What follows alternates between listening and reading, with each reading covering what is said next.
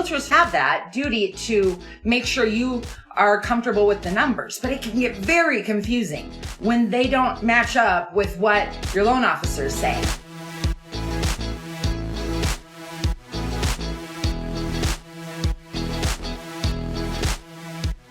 Lots of things I've been thinking about, and I've seen a few TikToks on this, and I wanted to make sure I kind of point out. Sometimes I see members of the real estate industry that go on and do TikToks on breaking down a payment for you. And you have to understand there's a difference between what realtors do and what mortgage loan officers do.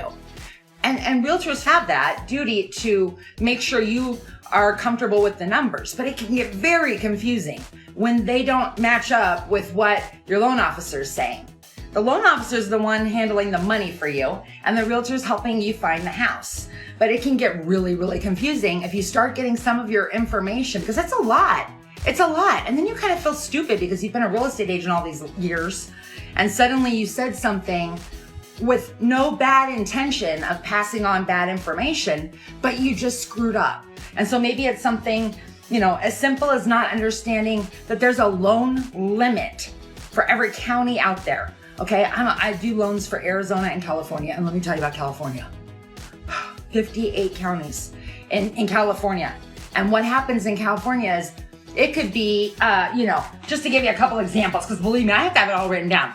You want to be in Orange County, San Francisco, or Los Angeles, okay? Your maximum loan limit for an FHA loan, if that's the only way you can go, is $822,375. $822,000 is the maximum FHA loan limit. That's the highest loan amount you can go. I'm like, you know what it is in Arizona? $356,000, $362,000. Why these numbers gotta be so weird? But $356,000, $362,000. You've got to look up in your county and see. Like I've heard a lot of people say, I'm gonna move from Sacramento to Fresno because I can get more home there. Okay, but Sacramento's highest FHA loan limit, $598,000. You move to Fresno, it's $356,000, $362,000.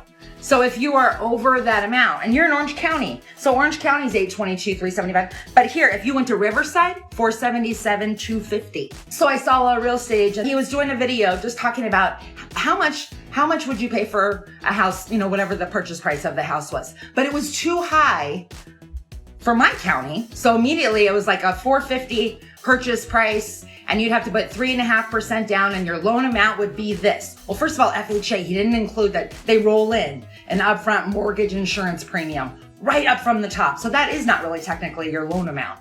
On FHA, you put 3.5% down. They're gonna roll back in 1.75 for mortgage insurance premium.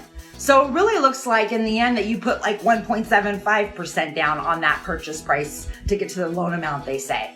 Okay, so right off the bat, we're wrong, okay, there. And then you get to the fact that when you take 3.5% of $450,000, the loan amount that's left over, in my county, that's too high. The county's Maricopa's $356,000, $362,000. So I thought, let me look around in other states, because I really know Arizona and California. And like Nevada, $356,000, $362,000. You can't go over that. Pay attention if you're a real estate agent. Be careful putting information out there that's not accurate, because you could be really, really smart and awesome at what you do. And I don't mean this in any rude way, but it's kind of like I have to do the same thing. Stay in your lane. Stay in your lane. You start going over into another, that's where we get in trouble. That's where the cross income, information starts getting mixed. So here's another thing to think about. Okay, so you're gonna go look at 2 different houses, and you're like, should I move to New Jersey and buy this house, or should I move to Arizona?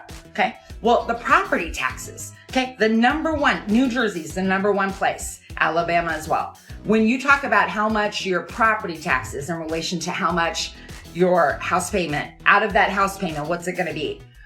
It's significant. But what you'll see is like the average home price in Alabama, $142,700. They pay about $589 in property taxes. Okay. Hawaii's number one lowest property taxes. However, median home price, $615,000. So they're paying $1,700 in property taxes. And remember, that's not, it's like, why not just go straight to, go to Hawaii, you know, or whatever the case. You got to look at the overall picture, because sometimes when you are, whatever you're offsetting with property taxes, you're probably paying in sales tax or something else. They get you somewhere. So, okay, that's my little spiel today. That's all I really wanted to say was about being careful too about how your pre-approval sits. I get asked all the time, do we have any wiggle room? Can we go a little bit higher? I can see where somebody could get really confused and start looking at homes 10,000 higher, not realizing they're outside the loan limit. And conventional has different loan limits. Okay, conventional. So you can Google your county, FHA, and conventional loan limits 2021. That will give you a list. You need to look at your county, okay? Make sure and check. That might be a deciding factor for you. You might be trying to decide, do I want to move to North Carolina or South Carolina? Or do I want to move to this county or this county? You really, especially back east, you really got to compare. It could be one street over that you're paying a big difference. So, I mean, or not able to use the type of financing you want. Okay, I always bring up this example because I had a guy who is employed by a cannabis company. You can only go conventional Freddie Mac for that.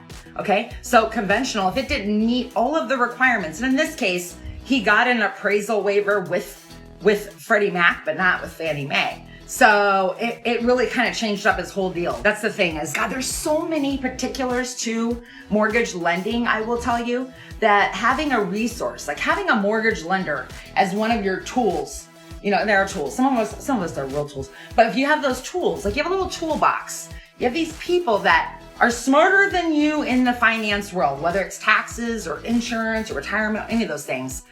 You got to have those, like value those people that can give you kind of the inside track, because some of this stuff is, I don't know how else you would find it, unless it's like, it's not something you learn in a book. It's practical experience over the years you've been doing stuff that you go, oh, what? You know.